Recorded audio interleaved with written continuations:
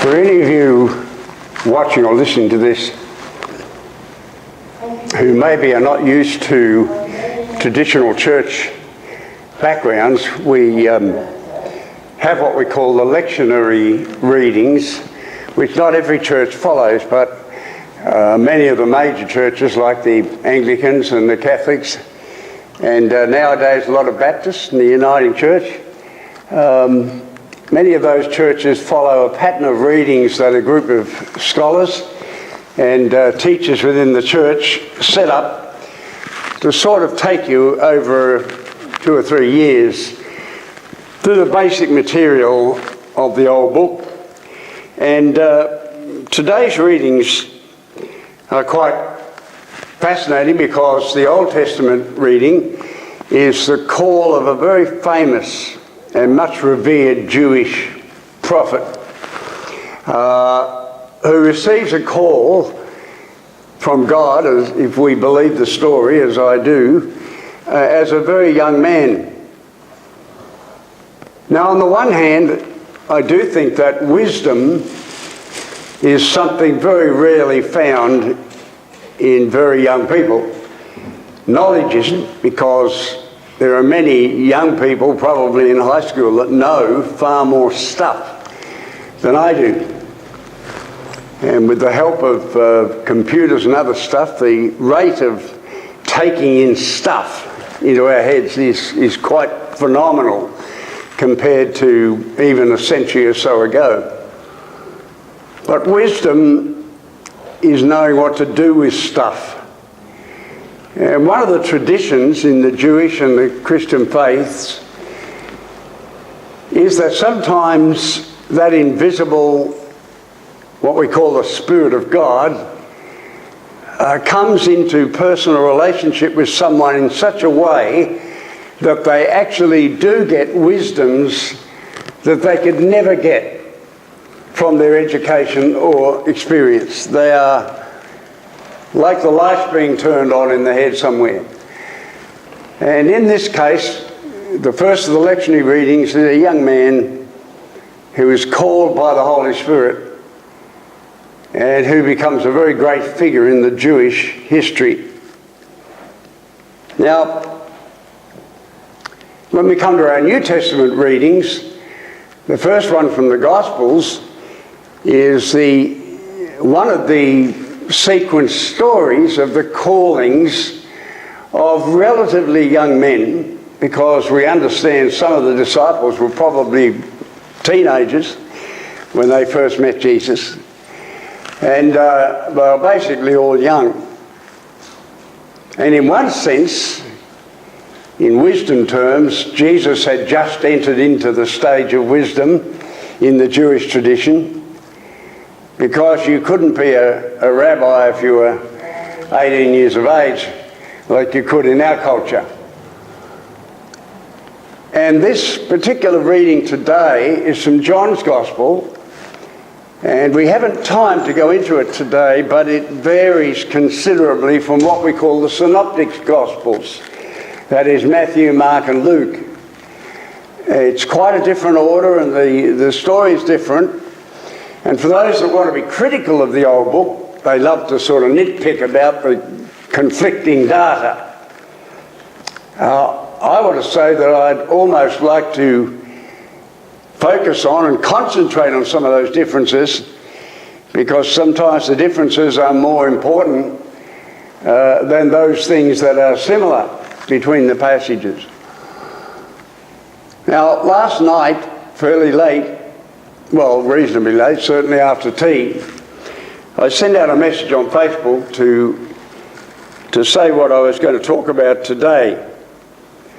And I want to read to you some of that, because some of you may not have read it, and it's important for what I want to share with you today. Now, what I said was that we really these days are seeing a great deal of conflict in the area of discussion about multiculturalism.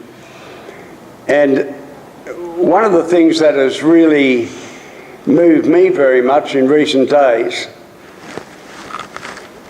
is the shift that's happened in my lifetime. Now, one lifetime is not very great, but the shifts in thinking all over the world that have occurred in my lifetime have been extraordinarily great. And certainly, there'd be no time in human history where there has been so much change in so many areas of thinking as has occurred in just one lifetime. And what I said was this: I'll be speaking on a very significant gospel passage for these times. Early morning this week, I was surprised when listening to an interview with Philip Adams, who of course is a preacher's kid and who's very cynical about religion and Christianity in particular. He was interviewing a Swedish scholar, and that scholar wasn't actually Swedish, but he'd gone to live in Sweden, and he wanted to sit down and find out what was happening politically and socially in that country. Well, he said there'd been a great shift in Sweden. Sweden has been one of those countries that when I was a young man was looked on as wildly liberal. I mean, it was a country where, and this will sound strange to anyone that's young now, but it was a country where the shift about sexuality was enormous, in that it was just normal for young people to shack up. Now, it is normal in our own country now for that. But when I was a young man, it wasn't a matter of whether you were Christian. In fact, a lot of the difficulty over children that were born, what we say, out of wedlock, often is looked on nowadays as a religious issue when those children were adopted out and sometimes had negative responses from their family or from their neighbours. But in fact, it wasn't a religious issue at all. If you were a beer-swilling brickies labourer when I was a kid, with no church connections at all, that was part of the cultural attitude quite outside the church. It wasn't really a religious issue, although people inside the church would, I think wrongly, try and sometimes use biblical stuff to justify an unloving attitude towards kids that were born outside of the normal pattern of get married first and have sex afterwards. Now, nowadays, I'd have to say honestly, as a marriage celebrant, that I think most Christians in the last decade or two that you would marry had already had sex before they got married. Now, the biblical position is quite clear on this, that that's not the way it should happen.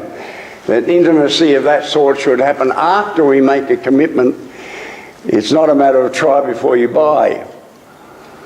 But Sweden, of all countries, was probably one of the first European countries to shift out of the normal old Christian values regarding things like sexuality.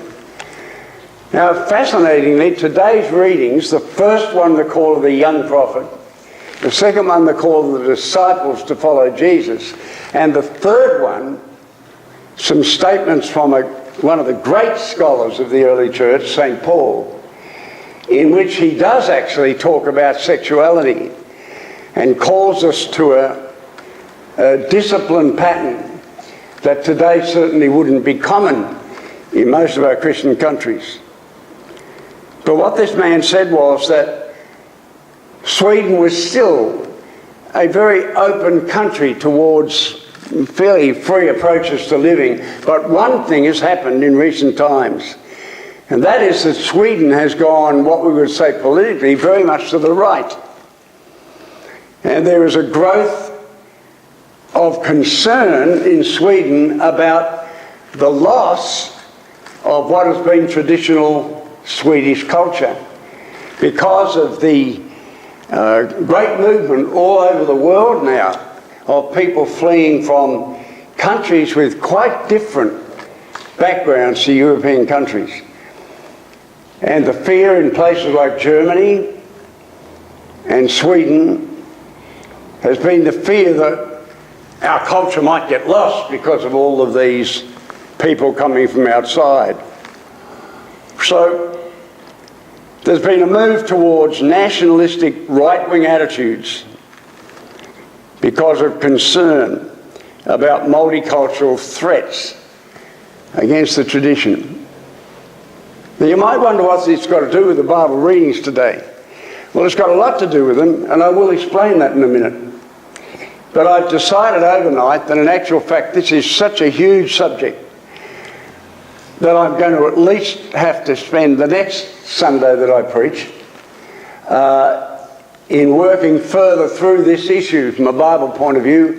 And in fact, I think it might take 3 or 4 sessions for us to cover it. Now, what I've also said is that if you listen to television a lot, you'll find Australia and America both rabbit on all the time about being the most multicultural country in the world. And they both say we are the most successful in multiculturalism. Now the debate, of course, goes from one end to the other. And when I sent this message out on Facebook, I said that what I partly wanted to talk about was the fact that the Christian faith, from its very beginning in the first century, was what we call a Catholic faith. Now that doesn't mean Roman Catholic. The word Catholic means universal. In other words, Christianity is claimed, although it hasn't always behaved well, because it often has departed from its own teachings and departed from the teaching of Jesus and from the Bible. But Christianity, theoretically, from the very beginning, has been a Catholic faith in that it has not been grounded in a particular culture or a particular nation, but right from the start was adapted and translated into different cultures. And in fact, the story of how Sweden became a Christian country is very fascinating. How all those Nordic countries, with very, very pagan and very different backgrounds, how England, with its very pagan backgrounds, was to convert to the Christian faith. It's a very interesting story, and we haven't time to go into it, but if you wanted to study this, if you come to me afterwards, I'll give you some suggestions as to what to read.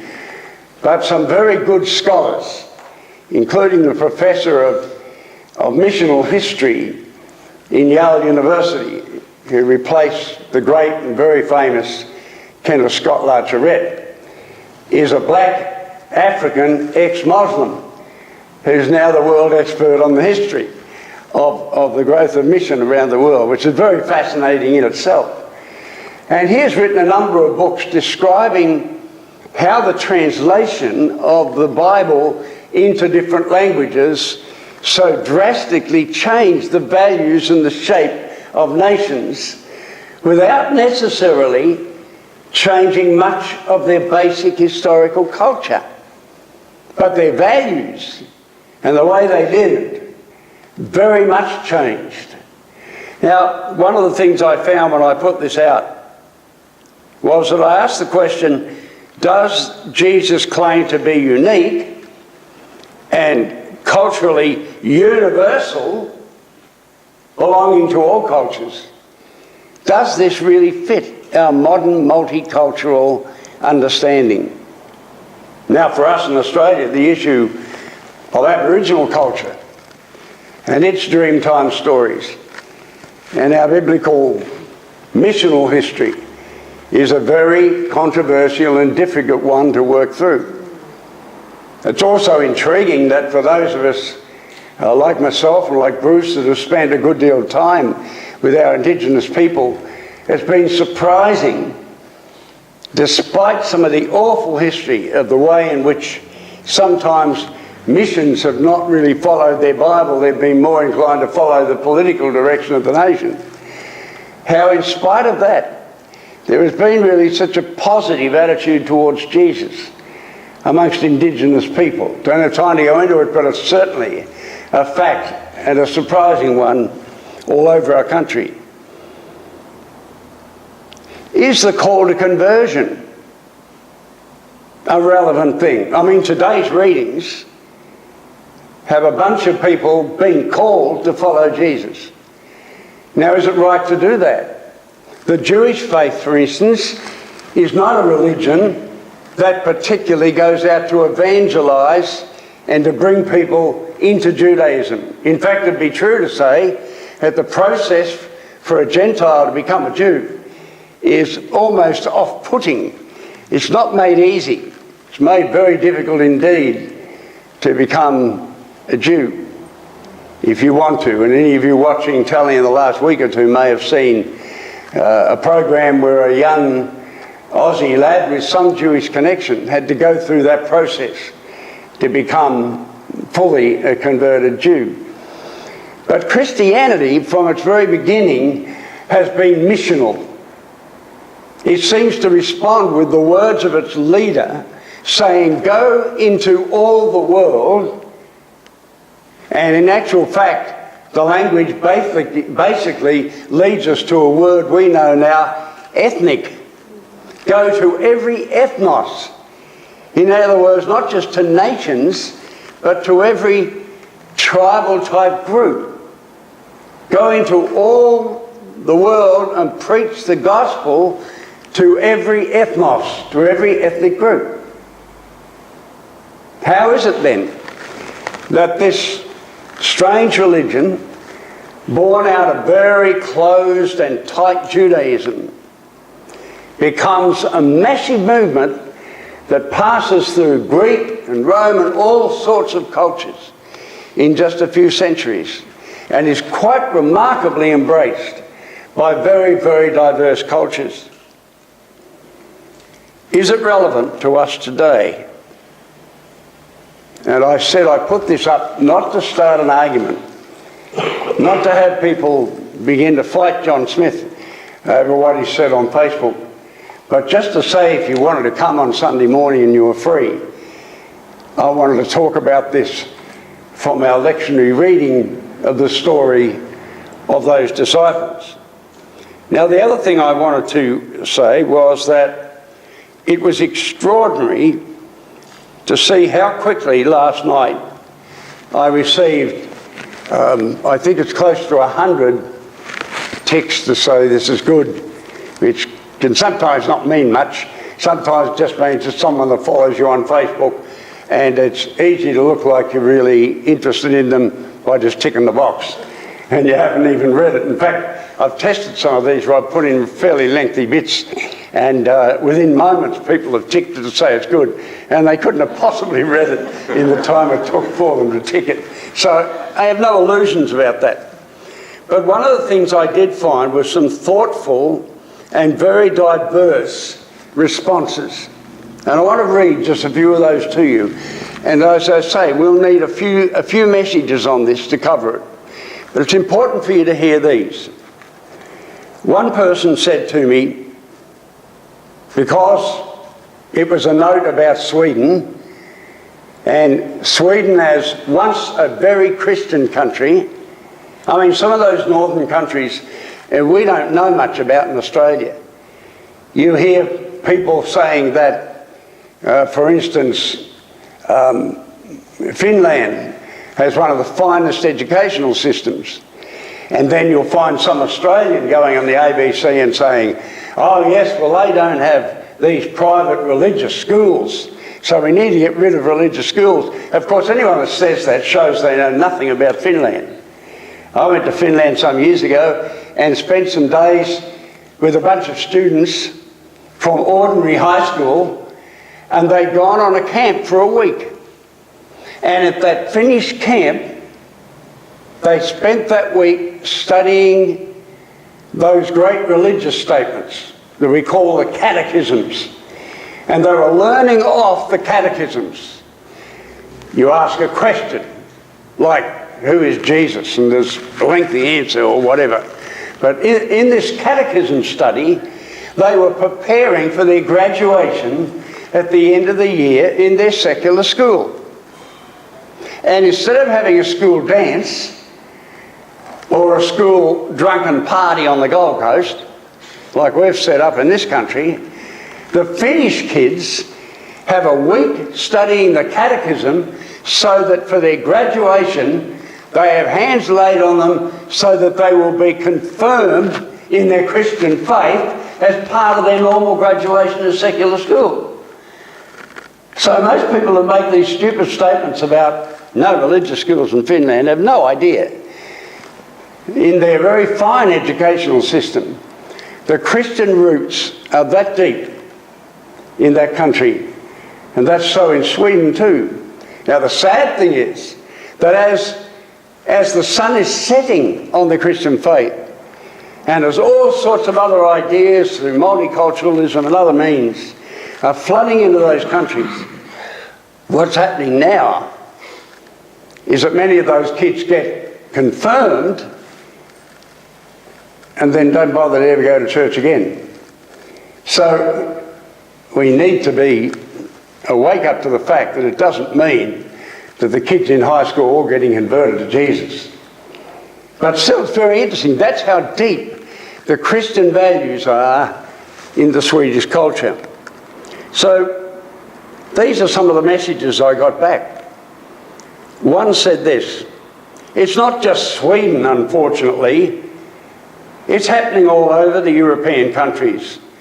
The fact that they cannot see that their own identity comes from a multi-diverse cultural immigration has been happening almost beginning at the time of the child Jesus as a refugee in Egypt. So, John, it is an extremely important subject to treat the negative nationalism that's growing. So be blessed with the message you're going to give. Now, if you listen carefully to that, what's being said? Well, this is someone that is pro-multinationalism and multiculturalism. And they're concerned about the right-wingers failing to see how much we've gained from other cultures. Now, I haven't time, of course, to be able to go into this in great depth, but I want to suggest to you, I'll leave this book on the pulpit here. You can have a look after the service, but if you want to read a book, there are many books actually like this available, but if you want to read a book that would be helpful, this is a book called The Book That Made Your World: How the Bible Created the Soul of Western Civilizations.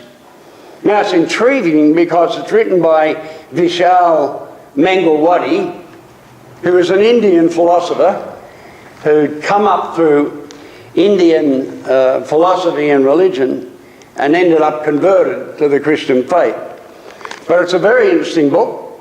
I mean, it's a little bit more conservative than I would be, but it's a fascinating book that looks at the way in which education, political structures, what we call democracy, scientific advance, have actually come distinctly out of what's been taught of the Christian faith in nations all over the world.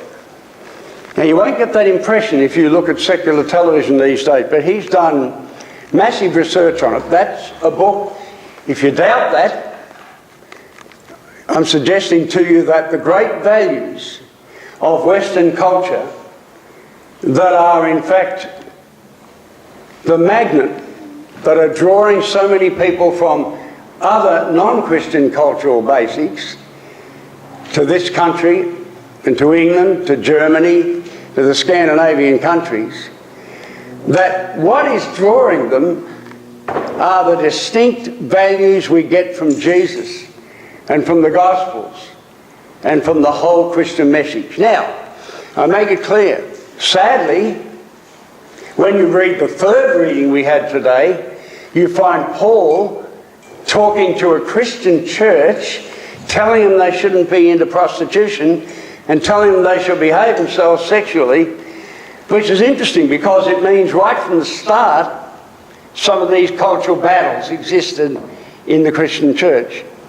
But it's very, very clear that the things we really value most in our Western culture, and that actually cause so many people to want to come and stay in countries like ours, are values we got from Jesus. We didn't get them from the other world religions.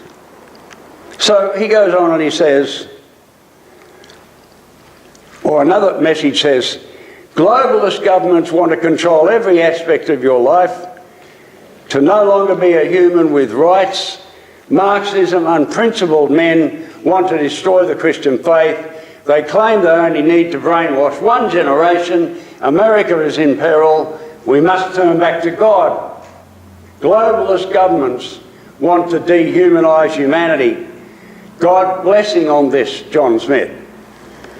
Now that's rather interesting, because that's the opposite to the other post. And this is one of my dear friends, it's a member of God Squad, speaking from America from a right-wing perspective. He's a Christian. The guy that sent the other one is speaking from the opposite perspective, also as a committed Christian. The next person says this: right-wing attitudes in Sweden.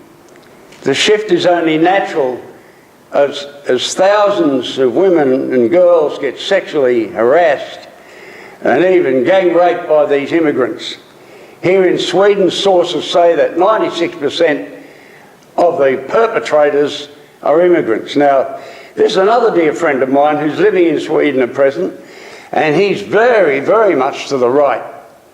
And although I love the guy and he's a great follower of Jesus in his own heart, I would be troubled by his extreme swing at the opposite end. Somebody else says this: this is a great issue, as I am confronting something at the moment this summer with the caste system in India. Would love to be there, but just not possible. Hope to come and see you soon. And that's from a reformed friend of mine who's travelled all over the world and spent a lot of time in different cultures. And then one of the guys in God Squad says, experiencing the same problem in Finland. Looking forward to hearing this when you record it. Then another person says, interesting topic. As you know, I'm from a culturally different background, and over the last few years I've investigated my own cultural background, and a lot of that has been my own personal family background. It's an enlightening subject as I study, and the more I delve into it, the more I find questions.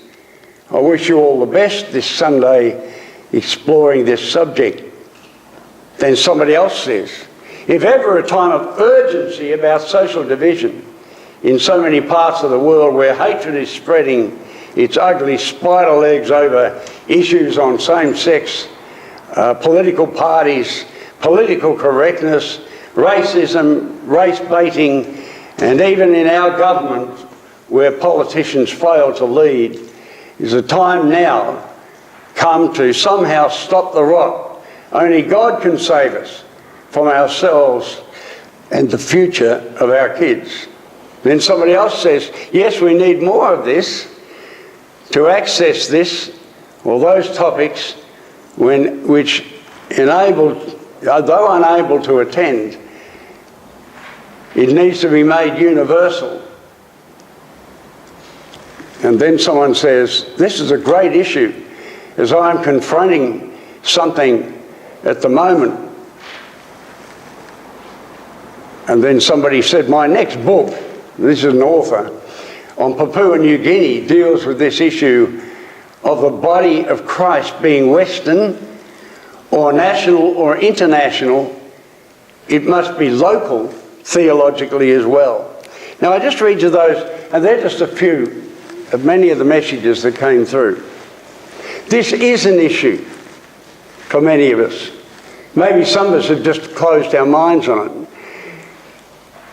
But you can watch on news at night and see the tension over the issue of whether we're allowed to say that there are African-based youth gangs, or whether doing that is culturally unacceptable in a multicultural society. It's a very, very tense issue. And it is extraordinary that all over the Western world, so-called, there is a massive shift towards the right. I'm not going to be around for that long, but I do believe that in the next few decades we may see quite phenomenal shifts in the Western world that will cause huge tensions amongst us. Now, in the story we had at the call of the disciples, we really do face a clear challenge to some aspects of multiculturalism. If by multiculturalism we mean that every culture has some insights that are of value, that every culture has some God-given wisdoms that other cultures don't have, I would totally agree with that. I would have to say that most of the stuff we see as an advantage coming from other cultures by immigration to our country have little to do with the issue of values. We have much more exciting recipes than we used to have. We have new ways of making furniture. We have some very bright scientific minds that have come from other cultures that have helped us in the advance of science. But the great values that our civilization has been built on, I don't believe have been particularly added to by the shifts in culture to our country. Now, John's Gospel is very interesting because whereas most of the other Gospels give very short little clips of what Jesus says, when you read John's Gospel, John likes to get really philosophical and debate long issues. He takes extensive, lengthy quotes from what Jesus said. And of course, one of the great emphases of John's Gospel is that this Gospel is coming, according to its own claim, is coming from a personal witness to these things. John begins very clearly. He makes it very clear that what he's talking about is something he's seen. It's something he has personally experienced. It isn't simply second-hand. When we begin the first chapter of John's Gospel, it makes amazing statements, my friends. Now, you don't have to believe them, but what concerns me is this. To reject the Christian faith, anyone has a right to do that. But to reshape the Christian faith such that it does not reflect what we read of the witnesses of Jesus like John is a worry. If the Christian church lays aside the uniqueness of Jesus, I mean, John's Gospel begins, bang, right on from the start. He talks about this one that the whole book is going to be about. This one, Jesus, is the Word. He's the express wisdom of God. This one has not come into the world to start a new moral system by which we can judge people and say, you're naughty, you're out. This Jesus, in the very beginning of John's Gospel, is inclusive.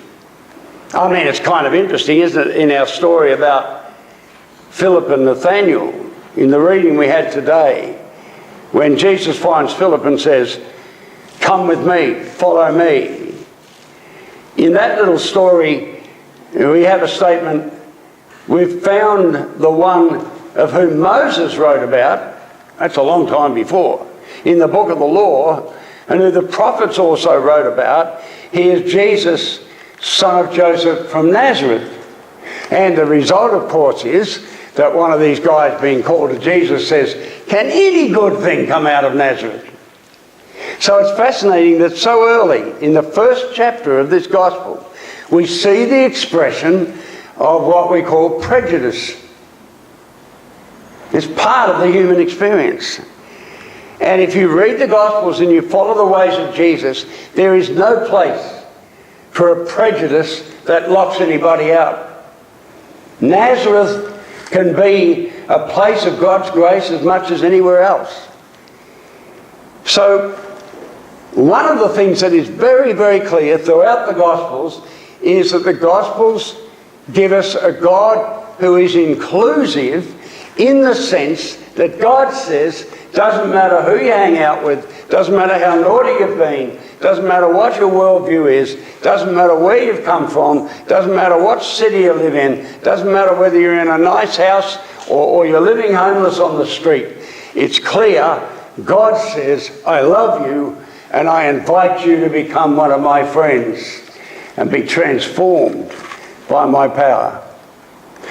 Now, the difficulty this last year or two for me, as expressed before from this pulpit, but I'll go on expressing it, is that there has been a shift in my lifetime from the Christians being a tight little exclusive group that have made it uncomfortable for anybody that doesn't fit the mould.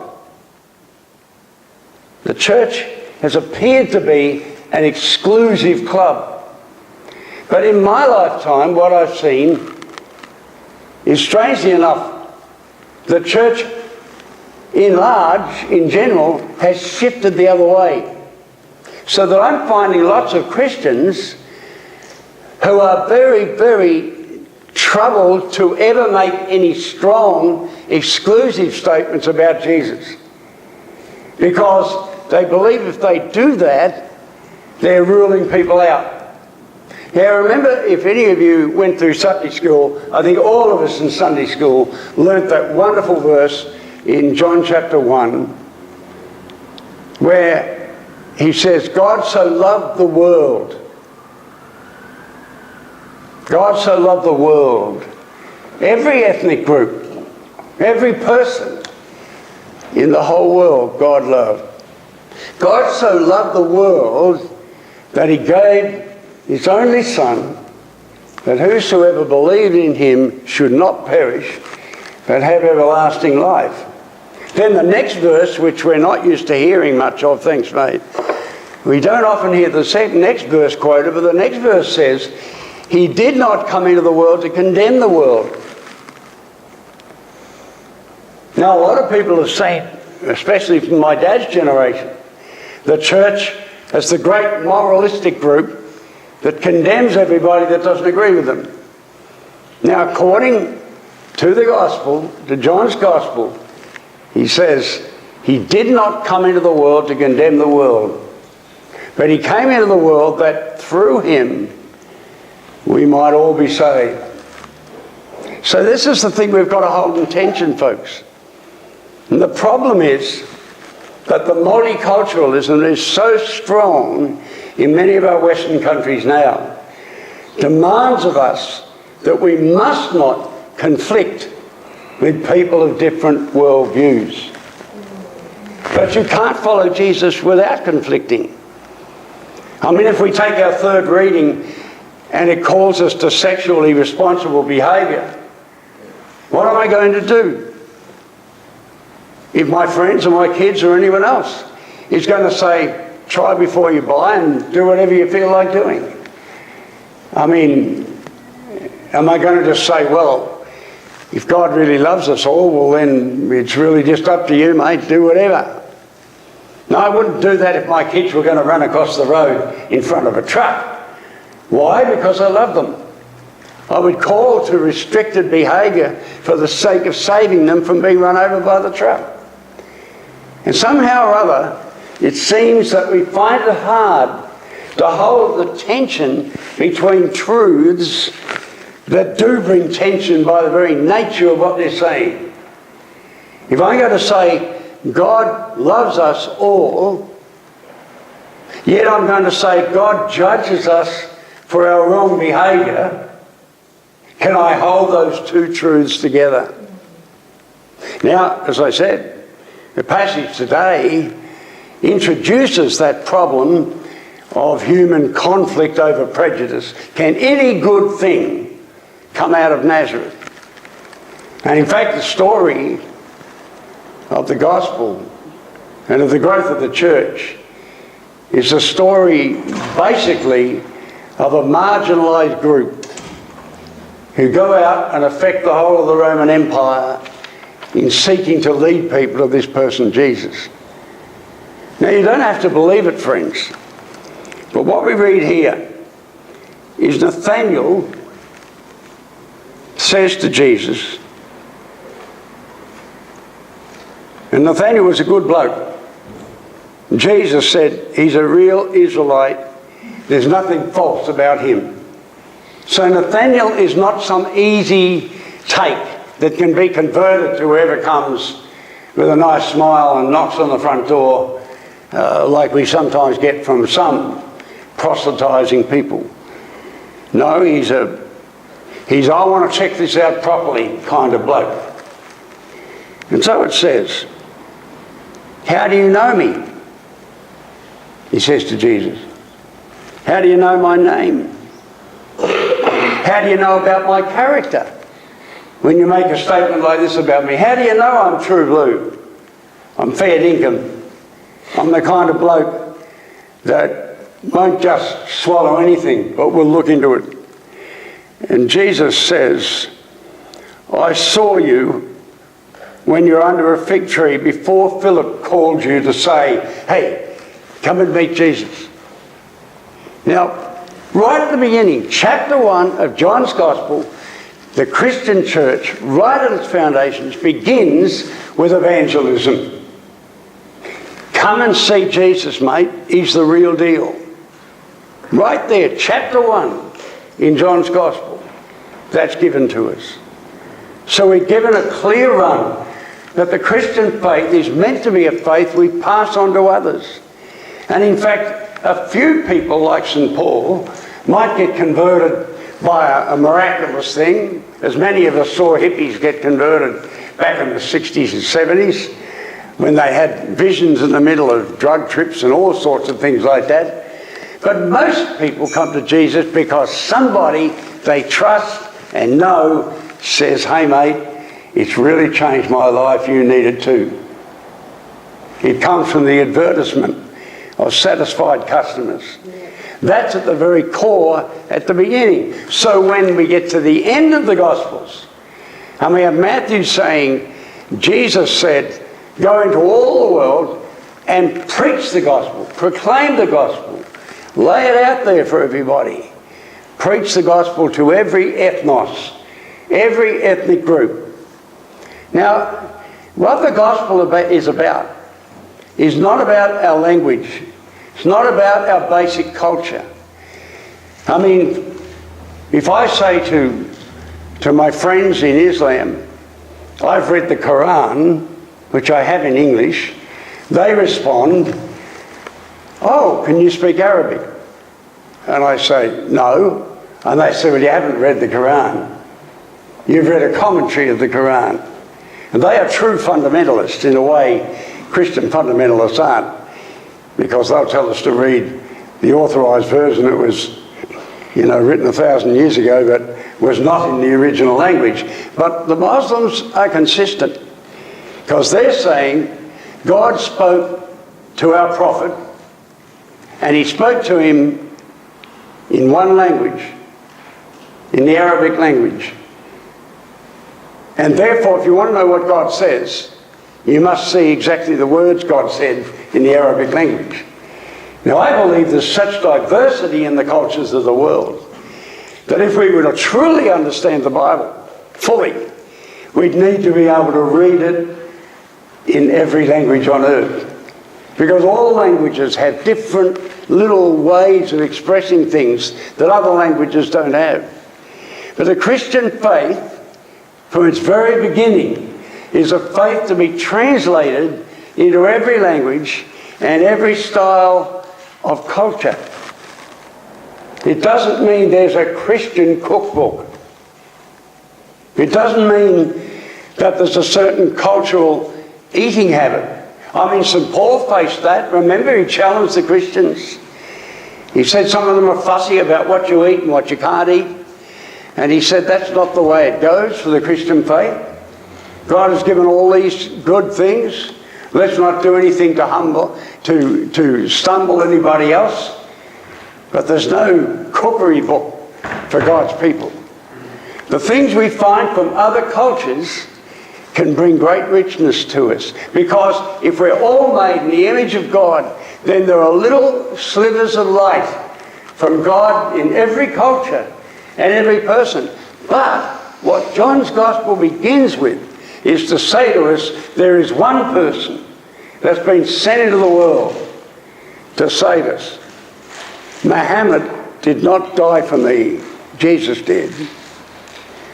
Buddha did not rise from the dead for me. Jesus did. Confucius is not coming back for me. Jesus is. And that is clear. You don't have to accept it, friends. But if we're talking about the Christian faith, what happens in this first chapter, setting the pattern for all of the rest of that gospel, is the fact, folks, that Jesus has something for us no one else has. In fact, as I summarise today, is only the beginning of this topic. Jesus is the answer to every question about God.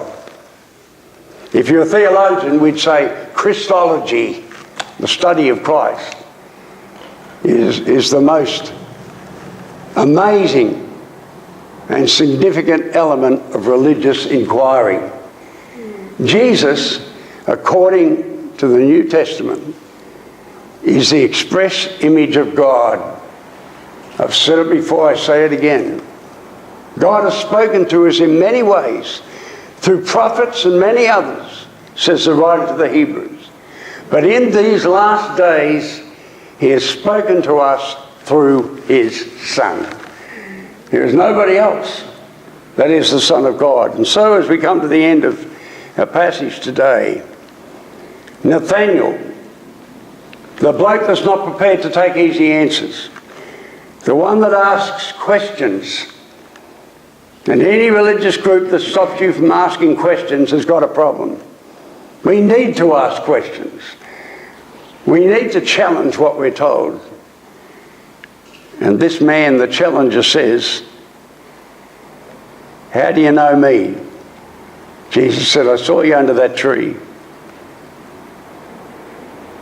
And Nathaniel answers, "You are the Son of God and the King of Israel."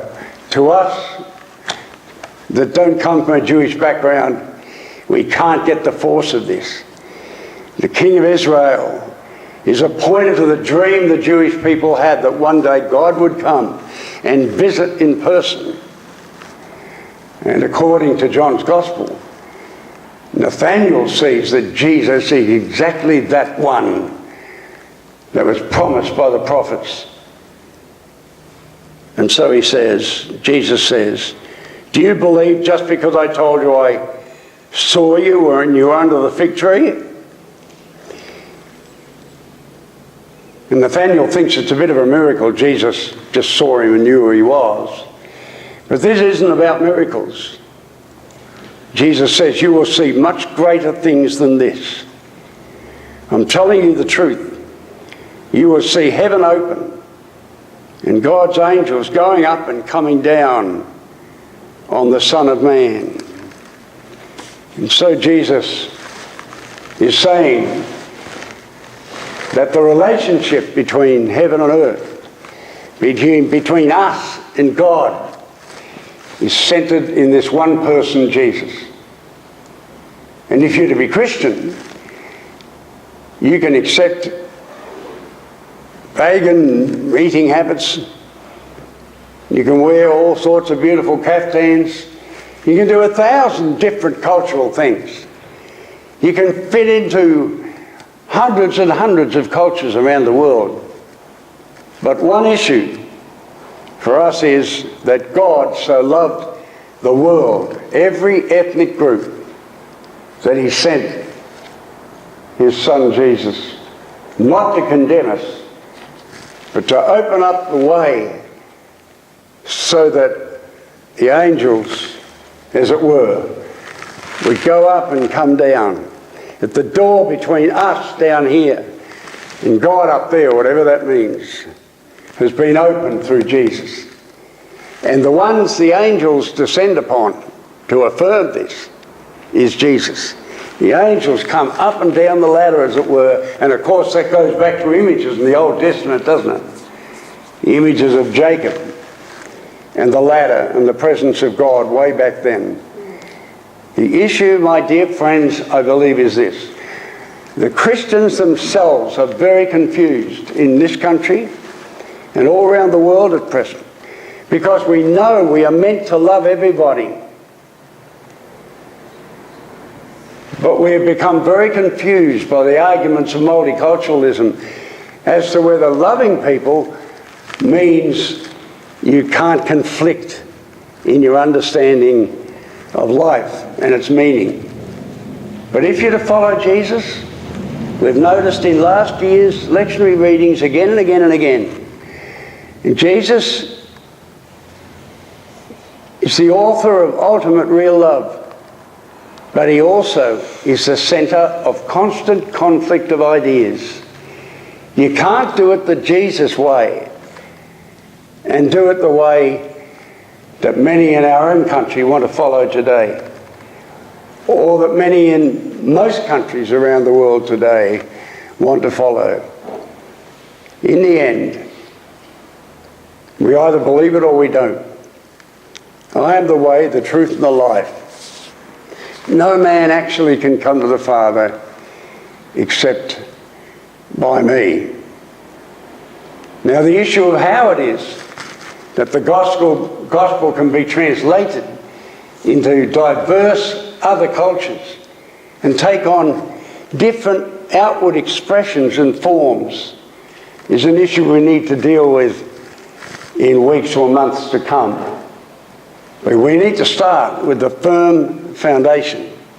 Nathaniel was right. You are the King of Israel, the Son of God. Right at the start, he recognised that.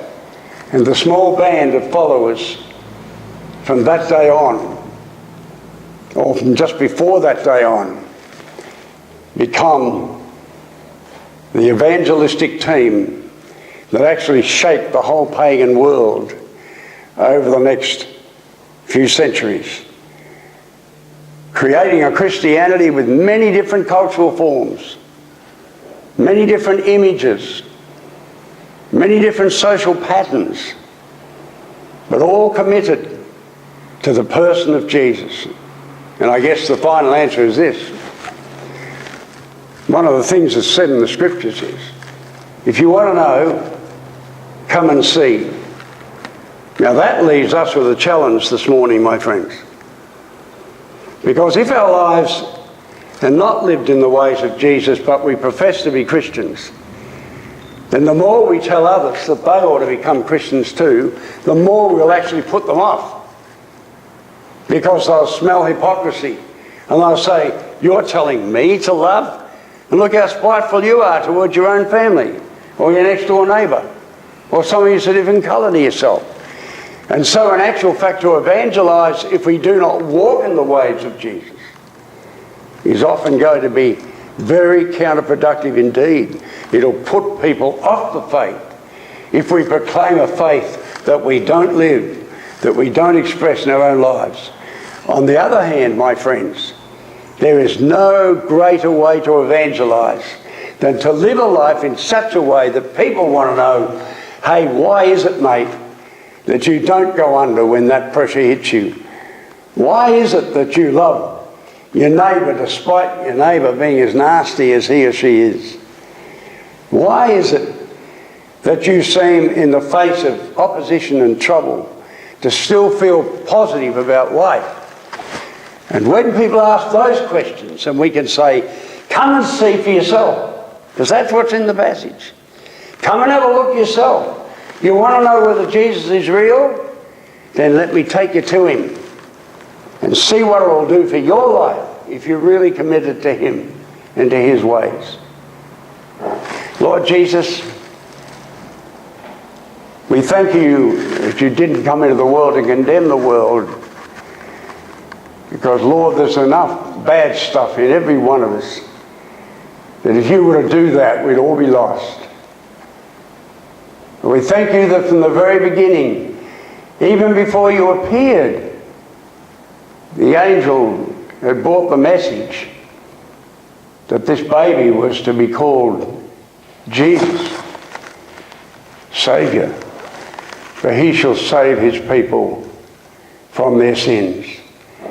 And Lord, if there's one thing we seem to have forgotten today, it is that to know you should bring about a transformation of the way we live, irrespective of our culture, our colour, our class, irrespective of any of that, Lord.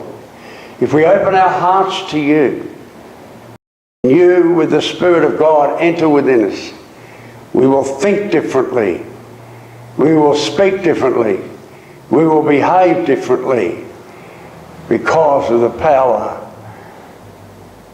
of your grace and love in our lives. Lord, help us to live this thing in such a way that people will want to know why, and help us to be quick to share with our neighbours, even with our enemies, the goodness of Jesus, who is the Son of God, the King of Israel, the light of the world.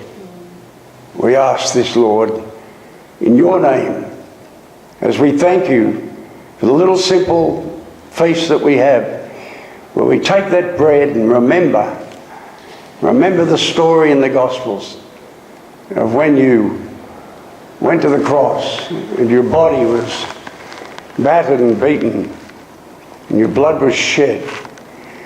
And Lord, as we come to this table and share this to finish our service today, dear Lord, confirm in our hearts who you really are, and help us to not be in conflict with other cultures, but to be consistent in our following of you. And so we take this bread and we take this wine and we just thank you, dear Lord, that you came into the world not to condemn it, but through you to offer us salvation. We take this bread, we take this cup with grateful hearts as we remember your love, your goodness, your grace. In the name of the Father, and of the Son, and of the Holy Spirit. Amen.